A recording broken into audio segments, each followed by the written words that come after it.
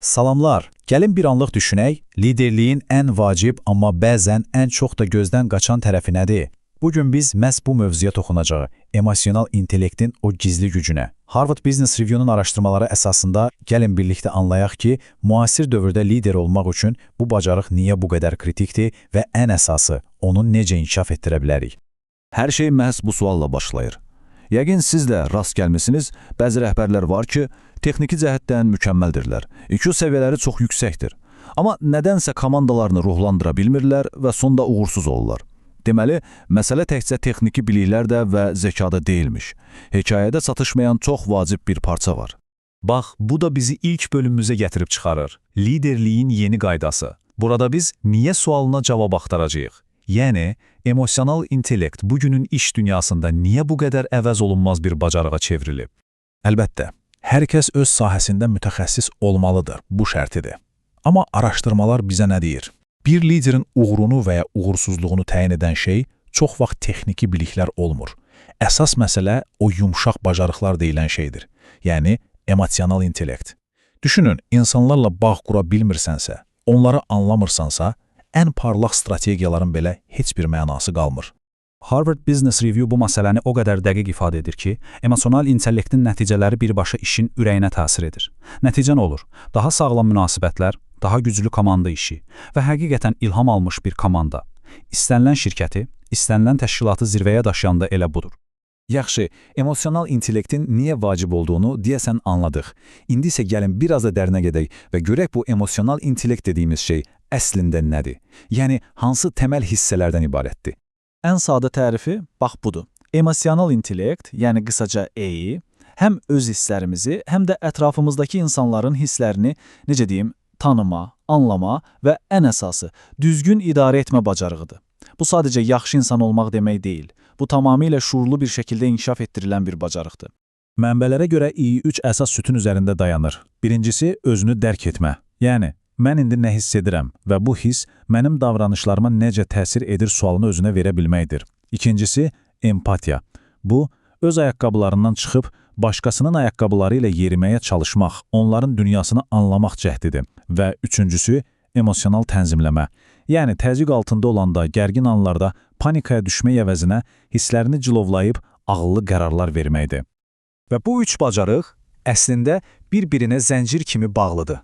Biri olmadan o birini tam mənası ilə inkişaf etdirmək çox çətindir. Məsələn, özünü dərk etmədən başqasına necə tam empatiya göstərə bilərsən ki? Bu üçü bir araya gələndə isə, bax o zaman emosional cəhətdən güclü liderliyin təməli qoyulmuş olur. İndi isə gəldik ən maraqlı yerə. Necə? Bütün bu danışdığımız vacib bacarıqları real həyatda necə inkişaf etdirə bilərik? Hər şeyin başlanğıcı zehnimizi sakitləşdirməkdən keçir. Gəlin bu yolda bizə kömək edəcək çox güclü bir alətə, mindfulness təcrübəsinə baxaq. Mindfulness deyəndə ağlınıza sadəcə rahatlamaq, stres atmaq gəlməsin. Liderlər üçün bu sanki bir super gücdür. İndiki anda qalmaq, reaktiv, yəni ani reaksiyalar vermək əvəzinə proaktiv olmaq və ən əsası düşünülmüş, soyuqqanlı qərarlar vermək üçün bir vasitədir. Gəlin bir anlıq təsəvvür edək, çox gərgin bir iclasdasınız. Hər kəs bir söz deyir, dərhal cavab vermək, emosiyalarınıza təslim olmaq əvəzinə bir saniyəlik dayanıb, dərindən nəfəs alırsınız və vəziyyətə daha aydın bir gözlə baxırsınız. Bax, mindfulness-in praktikadakı gücü budur. Bizi avtopilot rejimindən çıxarıb, şuurlu hərəkət etməyə sövq edir. Yaxşı, zehnimizi sakitləşdirdik. Bəs sonra emosional intellekti gücləndirməyin ikinci yolu başlayır. Təsirli ünsiyyət. Gəlin, liderliyin əsl dili olan bu mövzunun dərinliklərini enək. Bax, bu prinsip bəlkə də liderliyin qızıl qaydasıdır. Əvvəlcə əlaqə qur, sonra liderlik et.